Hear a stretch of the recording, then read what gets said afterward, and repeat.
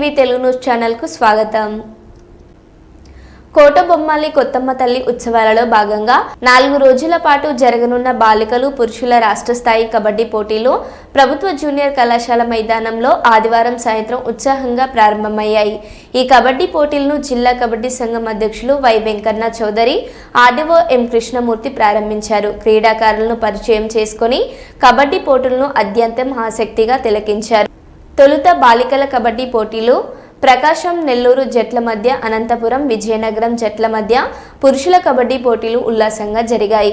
రాష్ట్ర స్థాయిలో 12 జిల్లాల బాలికల కబడ్డీ జట్లు, 21 పురుషుల జట్లు పాల్గొన్నాయి. ఈ సందర్భంగా జిల్లా కబడ్డీ అసోసియేషన్ అధ్యక్షులు మాట్లాడుతూ క్రీడలు మానసిక ఉల్లాసానికి, శారీరక దృఢత్వానికి దోహదపడతాయని అన్నారు.